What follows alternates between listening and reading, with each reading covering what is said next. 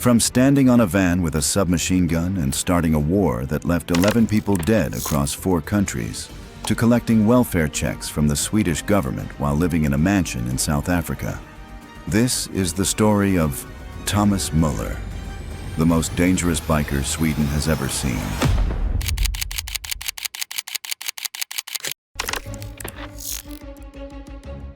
On January 26, 1994, in the Swedish city of Helsingborg, a man climbed on top of a van parked outside a rival biker clubhouse. He raised a high-caliber submachine gun and opened fire on the building below him. One man inside lost a finger. The rest dove for cover. But this was not a street criminal settling a score. The man standing on that roof was the president of the Malmö Hells Angels chapter, the founding father of Sweden's entire Hells Angels operation, and the single most powerful outlaw biker in Europe at the time.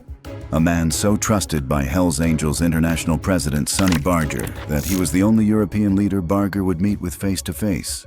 This is Thomas Möller, and he did not send someone that morning. He went himself. What followed was not just a shooting. It was the opening shot of the great Nordic biker war.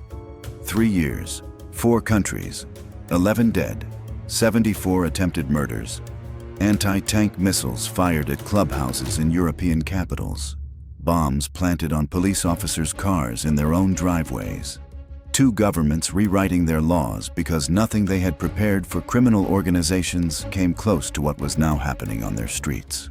All of it started with one man on top of one van in Helsingborg. But to understand why the most powerful biker in Europe felt the need to climb on that roof himself, you have to go back to where he came from. Back to Malmö, and to a competition designed by a man running Europe's largest criminal motorcycle empire from inside a Danish prison cell where he was serving 2 life sentences for murder. Malmö sat at the southern tip of Sweden, directly across the Øresund Strait from Copenhagen. On a clear day, you could see Denmark from the shoreline. The 2 cities were separated by 3 miles of water and connected by a ferry that ran regularly enough that the border between them felt more administrative than real. Whatever was happening in Copenhagen arrived in Malmö before it reached Stockholm, culturally, economically, and criminally. Sweden's 3rd largest city had its own distinct character, working class in its bones, industrial in its history, with the kind of social landscape that produces men who are comfortable with physical confrontation and deeply skeptical of authority. It was not Copenhagen. It was not Stockholm. It was a city that existed in the shadow of both and developed its own identity precisely because of that position. Thomas Möller was born here in 1964. He grew up in the Malmö of the 1970s and early 1980s. A city going through the same deindustrialization that was hollowing out working-class communities across Northern Europe. The shipyards that had employed generations of Malmö families were closing. The jobs they had anchored were disappearing. What replaced them was a vacuum that different communities filled in different ways. Some turned to politics. Some turned to religion. Some turned to the emerging subculture that was spreading across Europe from its American origins. The outlaw motorcycle world. Möller was drawn to cars and bikes from an early age. The mechanical world made sense to him in a way that institutional life did not. In the early 1980s, he co-founded a club called the Dirty Dragons. The name itself suggested something about the culture they were building. Rough, unpolished, deliberately outside the respectable mainstream. But at the beginning, the Dirty Dragons were exactly what they appeared to be. A group of men organized around vehicles, speed, and the particular brotherhood that forms between people who share a consuming mechanical obsession. They rode together. They worked on bikes together. They built the kind of loyalty that comes from spending real time with people rather than performing friendship at a comfortable distance. There was nothing in the early Dirty Dragons that would have suggested what they were about to become. But Möller was watching something that most people in Malmö were not paying close enough attention to. He was watching what was happening across the water in Denmark. And across the water, something extraordinary was being built. In 1980, a group of Danish bikers had done something unprecedented in Scandinavian history. They had been accepted as the first official Hells Angels chapter north of continental Europe. The man behind that achievement was Bent Svane Nielsen, known throughout the biker world as Blondie. Nielsen was not a subtle operator. He had been convicted of 2 counts of first-degree murder in 1984 and had received a life sentence. But a life sentence in Denmark in the 1980s was not the end of a criminal career. It was a change of venue. Nielsen ran his operation from inside his prison cell with a clarity of vision and a strategic intelligence that most men operating in freedom could not match. By the late 1980s, Nielsen was thinking about expansion. Denmark was established. The infrastructure was built. The next logical territory was Sweden, directly across the strait, culturally adjacent, criminally underdeveloped from the Hells Angels perspective. There were biker clubs in Sweden. There were criminal networks. But there was no Hells Angels chapter. And Nielsen intended to change that. But the method he chose to expand into Sweden was not what anyone expected. Nielsen did not identify the strongest existing Swedish club and invite them to join. He did not send representatives to negotiate.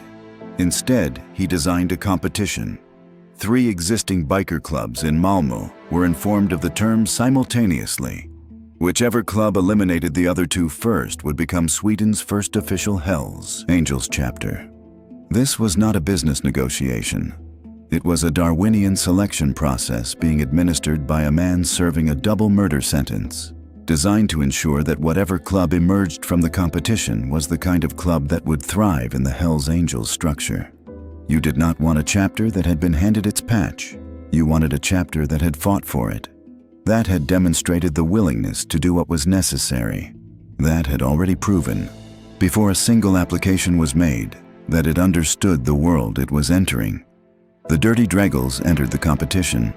If they had been a typical car and bike club with no appetite for genuine confrontation, the story would have ended there. They would have been one of the clubs that was eliminated rather than the one that did the eliminating. But Möller had not built the Dirty Dreggles to be a typical club.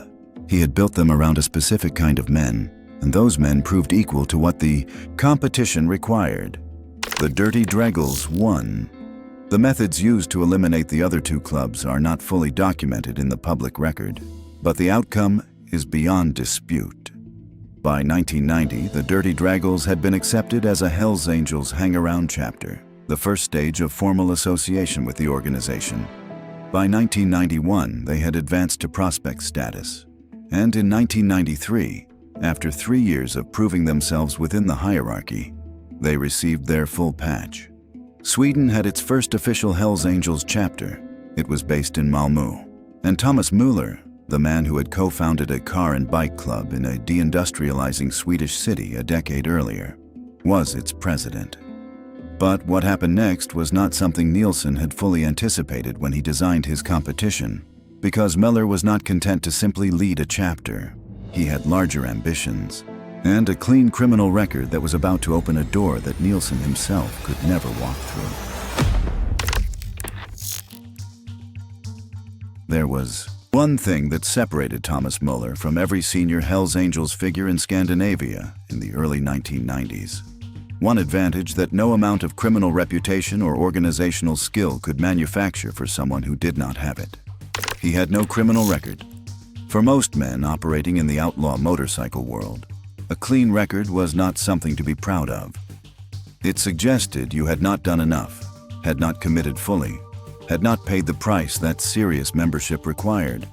But in Möller's specific situation, in the early 1990s, at the precise moment when the Hells Angels were making decisions about who would lead their European expansion, a clean record was the most valuable asset a man could possess, because a clean record meant he could travel to the United States. American immigration law was straightforward on this point. Foreigners with criminal convictions were not permitted entry. Bent Svane Nielsen, the man who had built the Danish Hells Angels and overseen the expansion that had produced Möller's chapter, had 2 first-degree murder convictions. He was permanently inadmissible to the United States. He could not fly to Oakland. He could not sit across from Sonny Barger. He could not build the direct personal relationship with the man at the top of the entire international organization that would have cemented his position as the undisputed leader of European operations. Möller could. Shortly after the Malmö chapter received its full patch in 1993, Möller flew to Oakland, California.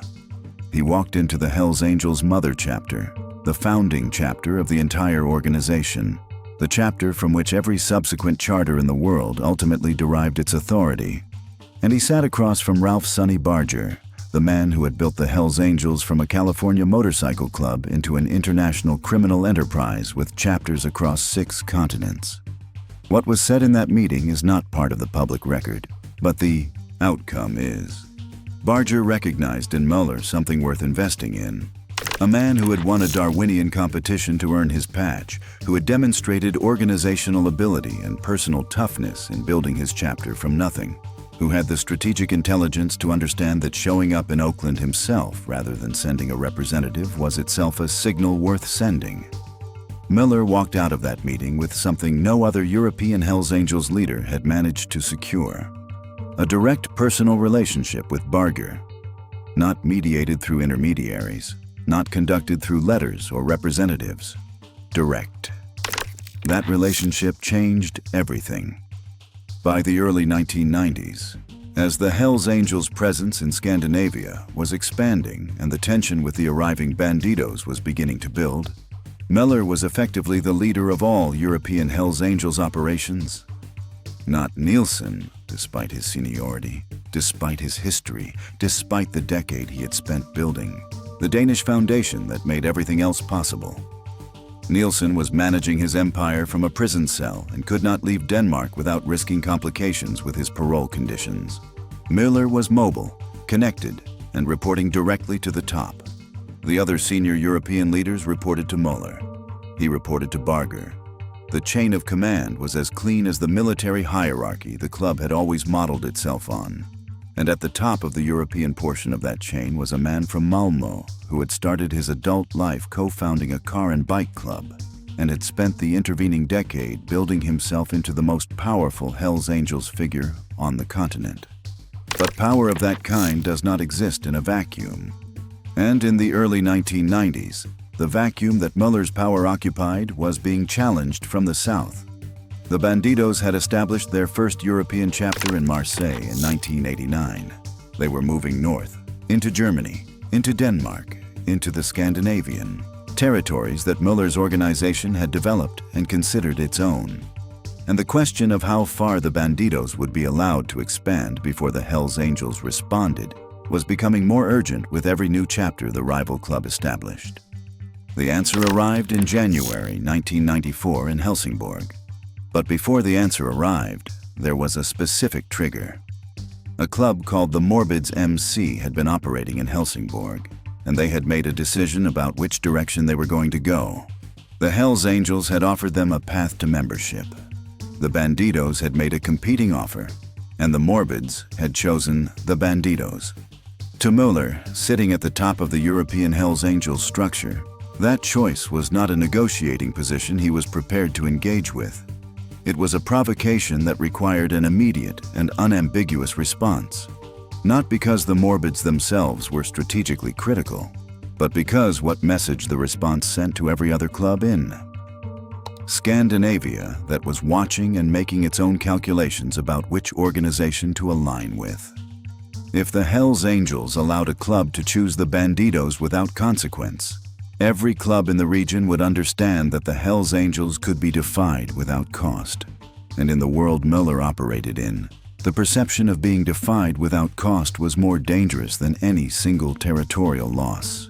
So he did not send a representative. He did not issue a warning through back channels. He climbed on top of a van with a submachine gun and he went himself. Because the message was not just about the Morbids. It was about every club in Scandinavia that was watching. And the message needed to be impossible to misread. It was not misread. But what followed was something that even Möller, standing on the roof of that van in Helsingborg, could not have fully anticipated. The attack on the Morbids clubhouse in Helsingborg on January 26, 1994 was supposed to be a statement. Demonstration of what happened when a club made the wrong choice. Swift, personal, unambiguous. Möller had delivered it himself to ensure the message carried maximum weight. But the Morbids did not dissolve. They did not abandon their Bandidos affiliation and come back to the Hells Angels with their heads down. They did the opposite. They escalated. On February 21, 1994, less than a month after Möller's submachine gun attack, the Morbids retaliated. They attacked the rebels' MC clubhouse in Helsingborg, a club affiliated with the Hells Angels, using a Carl Gustaf 8.4-centimeter recoilless rifle, a military anti-tank weapon, fired at a civilian building in a Swedish city. The attack damaged the premises but produced no fatalities. But what it demonstrated was something that changed the entire character of what was unfolding. The Morbids had access to military hardware, and they were prepared to use it. The question of where that hardware came from was answered the night before the attack. On February 20th, 1994, the Bandidos broke into a military armory in rural Sweden. What they took was not a small collection of stolen weapons. They removed 16 shoulder-launched anti-tank rockets, hundreds of hand grenades, pistols, rifles, crates of ammunition. The Swedish military kept weapons in distributed armories across the country as part of its defense infrastructure. Most Swedish men had completed mandatory military service and knew how to use military weapons. The bikers understood what was stored in those armories, and they knew how to access it. The Hells Angels leadership in the United States became alarmed. Barger's Oakland chapter summoned Möller to a meeting. The message from Oakland was careful and specific. Sweden was Hells Angels territory. The Paris Pact, an earlier territorial agreement between the two clubs, had established that. But Oakland wanted to avoid a war and the legal exposure that came with it. The agreement was one of non-aggression. Oakland chapter simultaneously met with senior Bandidos leadership in Houston and reaffirmed the territorial claim. The truce lasted weeks. By February 1994, there was a shootout between Hells Angels and Bandidos members in Helsingborg that killed Joachim Boman, a Hells Angels support club member. He was the first fatality. He would not be the last. The war that followed operated across 4 countries simultaneously with a geographic and logistical complexity that law enforcement in all 4 nations struggled to track in real time. Denmark, Sweden, Norway, and Finland became interconnected battlegrounds where an incident in one country triggered retaliations in another within days. In Sweden, where Möller's organization was the primary Hells Angels force, the violence was concentrated in the south. Malmö and Helsingborg were the centers of gravity, but the conflict moved. Drive-by shootings in Stockholm, incidents in cities across the country. The Swedish police, unlike their Danish and Norwegian counterparts, were not prepared for what they were facing and did not respond with the same aggression. The reason for that lack of response became clear from the testimony of officers themselves. In 1999, a Swedish police officer was blinded for life when a bomb planted in his car detonated. In 2000, another officer had his car blown up in his own driveway. In 2002, a bomb was found attached to a Swedish officer's front door before it could detonate. The pattern was consistent and deliberate. Officers who pursued the biker clubs aggressively became targets personally. Not their vehicles, not their offices, their homes, their cars and their driveways. The spaces where their families also existed. One Swedish officer who agreed to speak to journalists only without being named described what that produced inside the force. Because of all the threats against police officers, he said, I think policemen close their eyes. That climate of intimidation gave Möller's organization an operational freedom in Sweden that the Danish and Norwegian chapters did not enjoy. Swedish authorities were reactive where Danish authorities were proactive. And the difference in approach gave the Swedish Hells Angels room to operate that their counterparts across the strait did not have. Meanwhile, the war itself escalated through 1995 and into 1996 toward levels that made the opening months look restrained. On July 17, 1995, Mikael Ljunggren, the first national president of the Bandidos in Sweden, was shot dead while riding his motorcycle on the E4 motorway in Småland. He had been returning from a visit to Finland, riding alone after his companion's motorcycle broke down. He was shot multiple times, one bullet penetrating his flak vest and striking him in the back. He fell from the bike and was run over by a car. An ambulance reached him, and doctors initially believed they were treating a road accident victim. Only at the hospital did it become clear he had been shot. The murder has never been officially solved, but Swedish police believed Hells Angels members were responsible. Mobile phone data placed Hells Angels members' phones along Ljunggren's route from the moment he stepped off the ferry in Stockholm. In October 1996, the conflict reached a new threshold. 3 attacks on Hells Angels clubhouses occurred within days of each other.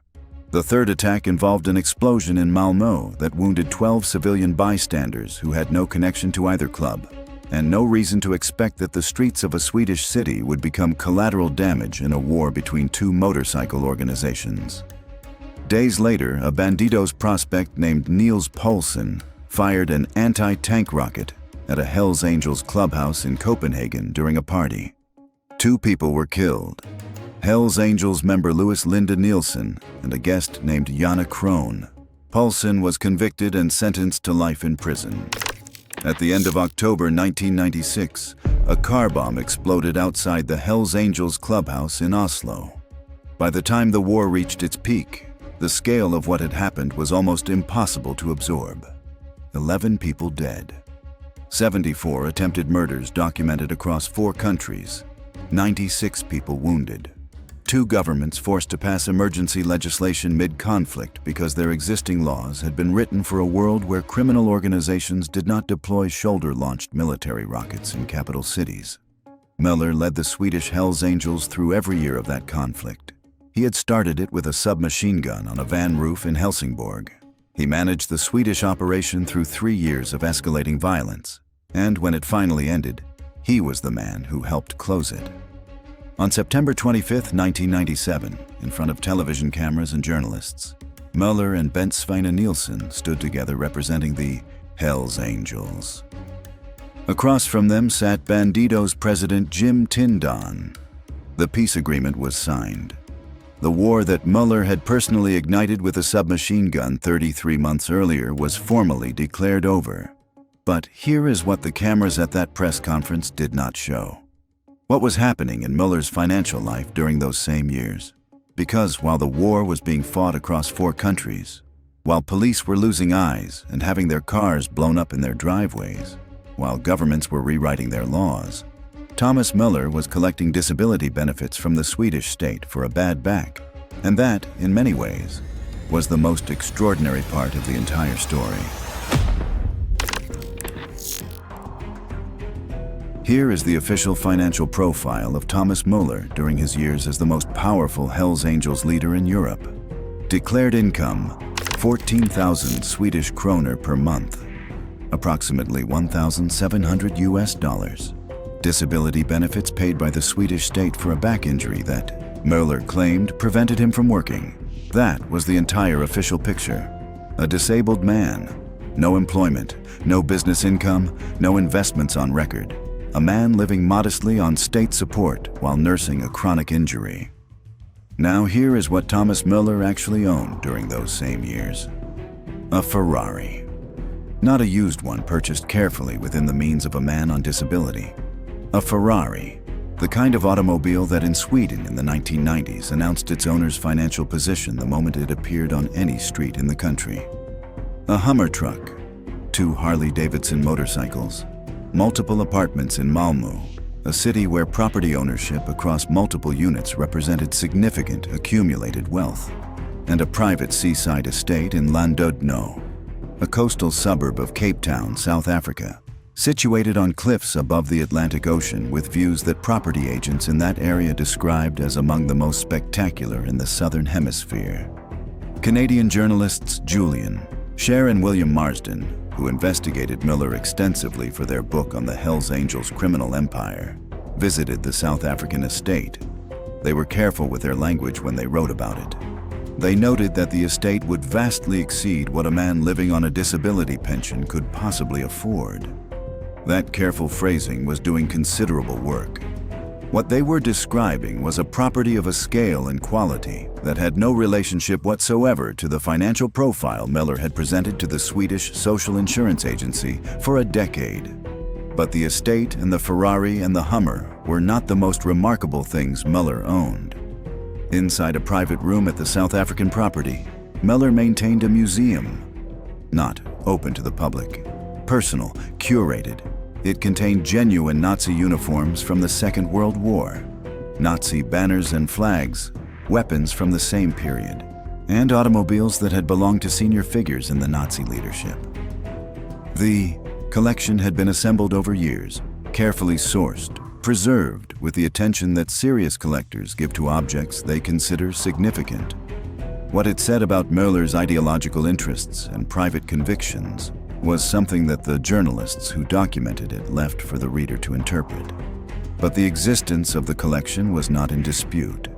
It was there. It was his. And it sat inside a property he owned while the Swedish state paid his medical bills. A Swedish police officer was asked about the disability claim. His response was a single question delivered without additional comment. "How did he hurt his back?" the officer said. "He has a good doctor." That line captured something important about the relationship between Möller and Swedish law enforcement during this period. There was no mystery about the gap between his declared income and his actual lifestyle. Officers could see the Ferrari. They could read the property records. They understood what a seaside estate in Cape Town cost. But understanding the gap and being able to do anything about it within the constraints of what could actually be proven in a Swedish court were two entirely different problems. And for years, the gap between those two problems remained open. Möller spent approximately half of each year at the South African estate. He was not alone in this pattern among senior Scandinavian biker leadership. Bent Svane Nielsen, the Danish Hells Angels founder who had designed the competition that produced Möller's chapter, owned his own estate in South Africa near the Elephant River Game Reserve. The geography of senior Scandinavian Hells Angels leadership had developed a specific offshore character. South Africa for the Hells Angels, Thailand for senior Bandidos leadership. Countries with favorable climates, significant distance from Nordic tax authorities, and sufficiently relaxed oversight of incoming foreign wealth that questions about its origins were unlikely to be asked with any persistence. It was a pattern visible enough that investigators in both Sweden and South Africa eventually took an interest, but the interest took years to produce consequences. In December 2007, the Swedish tax authorities finally moved. They issued a demand for 4.1 million kroner in unpaid taxes from Möller. It was a substantial figure. Möller's response was straightforward. The money came from gambling profits, he said. Gambling winnings in Sweden were not taxable. Therefore, he owed nothing. Swedish police raided his Malmö house to cover the debt. What they seized in the raid was a collection of bottles of brandy and his personal collection of paintings. Möller told investigators at the time that he had no other assets available to cover the demand.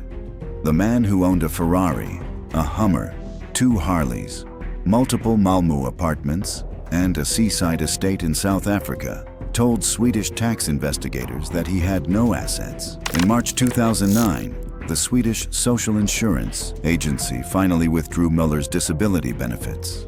A decade of monthly payments stopped with a demand for repayment to follow. The back injury that had prevented Thomas Möller from working throughout the years he was leading an international criminal organization across 4 countries during a war that killed 11 people was no longer sufficient justification for continued state support. But even that was not the end of the financial story. In 2014, 11 years after stepping down as Hells Angels Sweden president, Möller incorporated a company in the United Kingdom. He was under active investigation in Sweden for tax evasion at the time. The Times of London published the details in 2019. The Swedish investigation had not prevented him from establishing new financial structures in a separate jurisdiction. It had simply redirected him across the English Channel. The disability claim, the offshore estate, the Ferrari on a disabled man's declared income, the company, incorporated in London during a tax evasion investigation. Each of these things individually was a remarkable detail. Together, they formed a portrait of a man who had spent his entire adult life operating in the gap between what could be seen and what could be proven, who understood that the legal system rewarded documentation over reality, and who had built his entire financial existence around exploiting that gap with the same methodical intelligence he had applied to building the most powerful criminal motorcycle organization in Swedish history. A Swedish police officer had asked how Möller hurt his back. The answer, if one had been given honestly, would have been that he had not hurt his back at all. He had simply understood that the Swedish welfare system, like the Swedish criminal justice system, operated on the basis of what could be documented, and he had ensured that what was documented bore no relationship to what was real. The criminal record that was not there. In 2012, the Swedish television network TV4 compiled a report on the Hells Angels in Sweden. The numbers they published were specific and damning. Under the era of Thomas Möller's leadership, the Swedish Hells Angels had been convicted of 2,800 crimes. Among those, 420 were violent offenses. Nearly 3,000 criminal convictions accumulated by an organization that Möller had built from a car and bike club in Malmö into the most sophisticated criminal enterprise in the Swedish biker world. But here is what made those numbers extraordinary, in a way that went beyond their scale. Thomas Möller's personal criminal record showed 2 convictions: assault and threatening a civil servant, specifically threatening police officers. That was it. The man who had founded Sweden's first Hells Angels chapter. The man who had won a Darwinian competition run by a double murderer to earn his patch. The man who had built a direct personal relationship with Sonny Barger in Oakland and risen to lead every Hells Angels chapter in Europe. The man who had personally stood on top of a van with a submachine gun and fired the opening shot of a war that killed 11 people across 4 countries. The man who had led the Swedish operation through 3 years of anti-tank rockets and car bombs and police officers being blinded by bombs planted in their cars. 2 convictions: assault, threatening police. That gap between what the organization did and what its leader was personally convicted of was not an accident. It was the result of a specific and deliberate approach to criminal organization that Möller had built into the Swedish Hells Angels from the beginning. And to understand how that gap was maintained for a decade, you have to understand what biker expert Lasse Wierup said when he described the Swedish Hells Angels under Möller's leadership. Wierup was a journalist and author who had spent years investigating the Swedish biker world more deeply than almost any other reporter in the country. His assessment of the organization Möller built was precise and specific. The Swedish Hells Angels, he said, were the most organized outlaw motorcycle club in the country. They had the best internal discipline. They had the lowest member turnover of any comparable organization. And they dedicated themselves to the most sophisticated criminal enterprises available, the ones that generated the most money and produced the least direct exposure for senior leadership.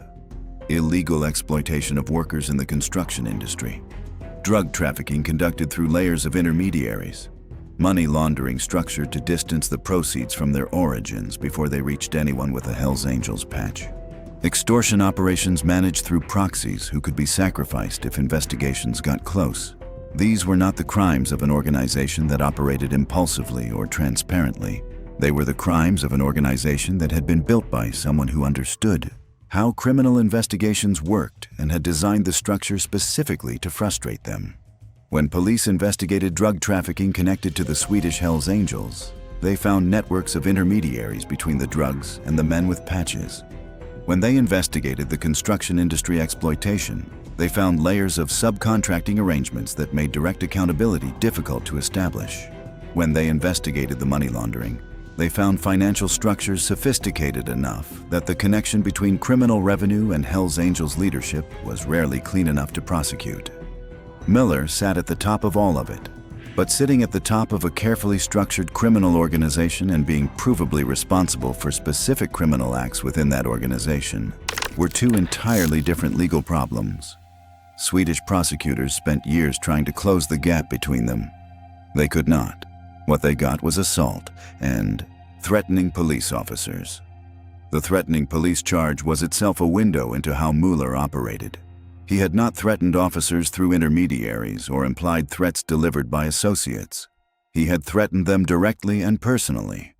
It was the same instinct that had put him on top of a van with a submachine gun in Helsingborg rather than sending someone else. A man who believed in the direct application of his own authority, who understood that personal involvement sent a message that delegated action could not. But that directness, applied to police officers in a context that could be documented and witnessed, produced the one category of charge that consistently stuck. He could insulate himself from the drug trafficking. He could distance himself from the money laundering. He could maintain structural separation from the extortion. But when he stood in front of a police officer and made a threat, there was no layer of organizational structure between him and the act. Those were the charges that produced convictions. Everything else dissolved. The pattern was consistent enough that Danish and Norwegian law enforcement, who were watching their Swedish counterparts struggle with the same problem from across the border, drew their own conclusions. Swedish police, they noted, were less aggressive in pursuit of outlaw motorcycle clubs than their Danish and Norwegian equivalents.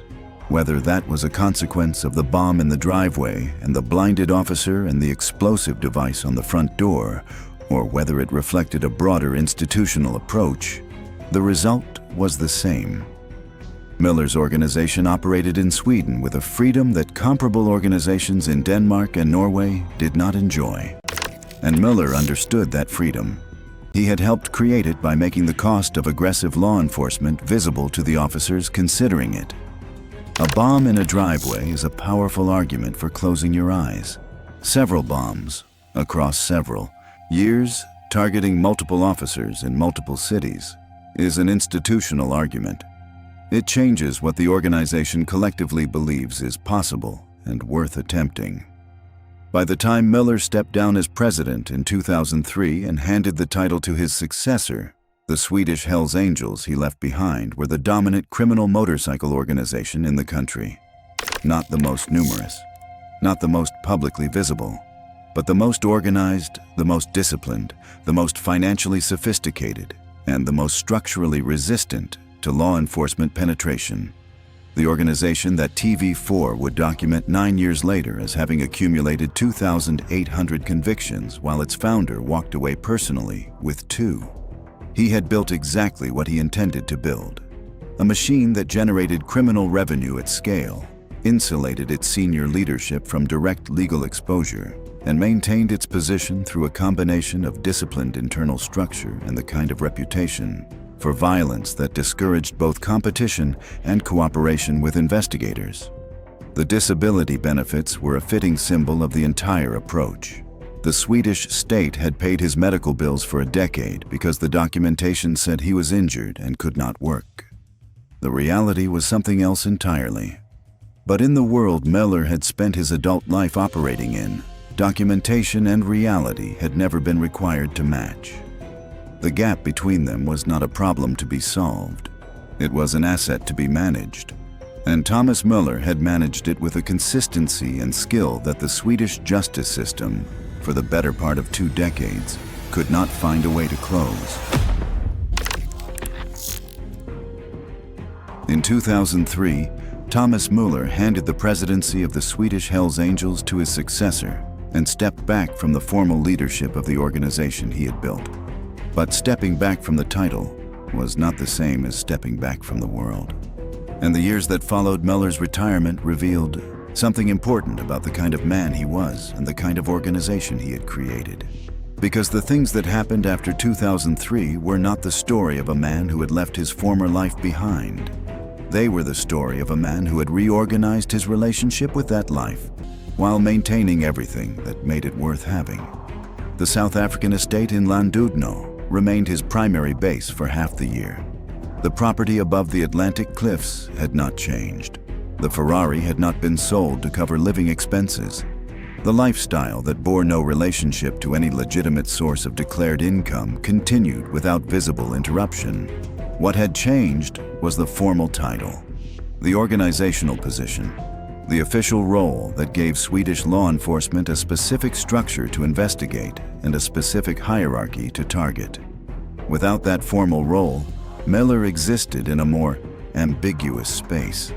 Not a current leader, not an active member in any documented capacity, a retired man, living between Malmö and Cape Town, unavailable for comment on organizational matters, difficult to connect to current operations through any evidentiary chain that a Swedish court would find sufficient.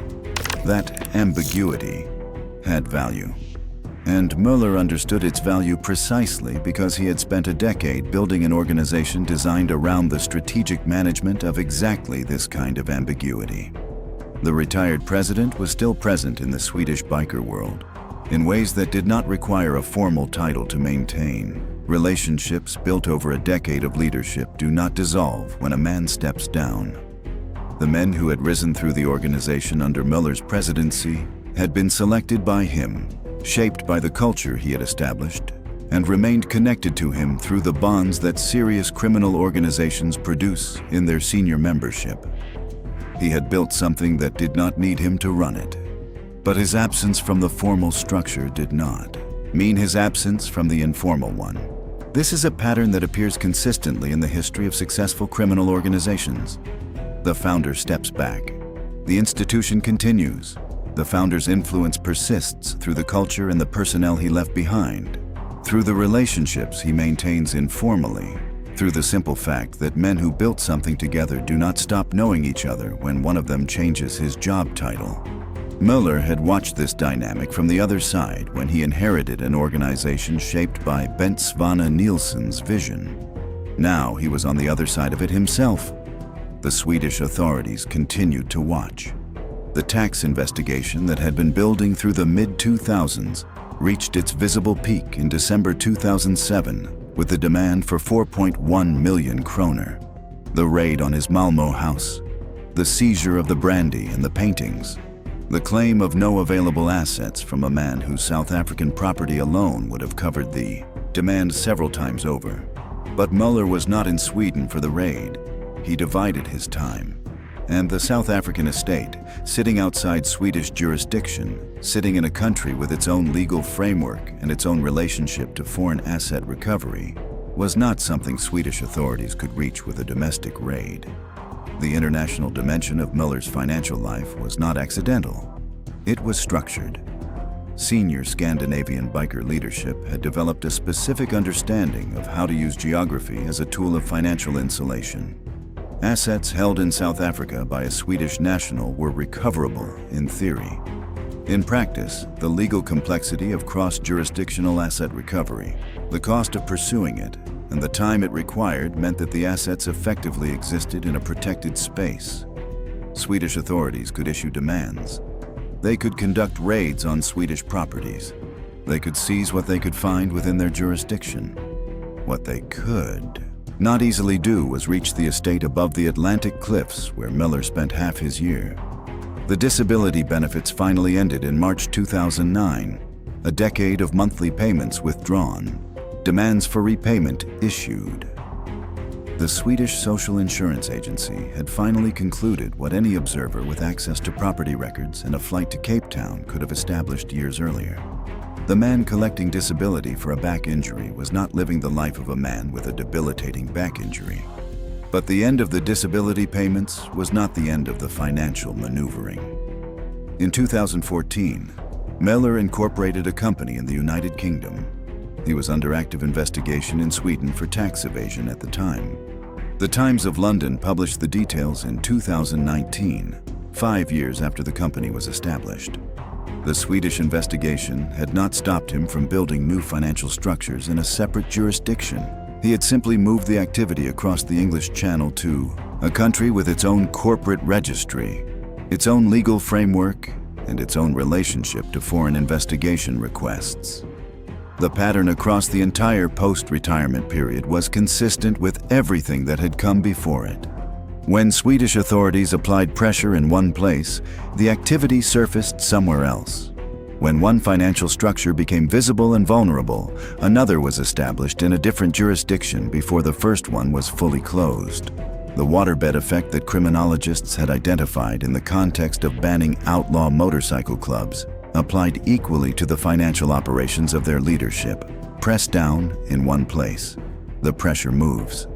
In 2009, a journalist at the Swedish newspaper Expressen was fired for having inappropriate contact with Möller. The editor-in-chief Thomas Möller was direct about why. Associating with one of the most prominent representatives of the Hells Angels is not good, he said. The journalist's credibility had been damaged not by anything he had written, not by any demonstrable conflict of interest in published content, but simply by being seen in the company of a man who had stepped down from formal Hells Angels leadership 6 years earlier. That response revealed something about the weight Möller's name still carried in 2009. He was retired. He held no official position. He had not been convicted of any serious crime that could be publicly cited as the specific reason for the concern. But his association alone, 6 years removed from the presidency, was sufficient to end a journalist's career at a major Swedish newspaper. The editor did not need to explain in detail why contact with Thomas Möller was a problem. The name carried its own explanation.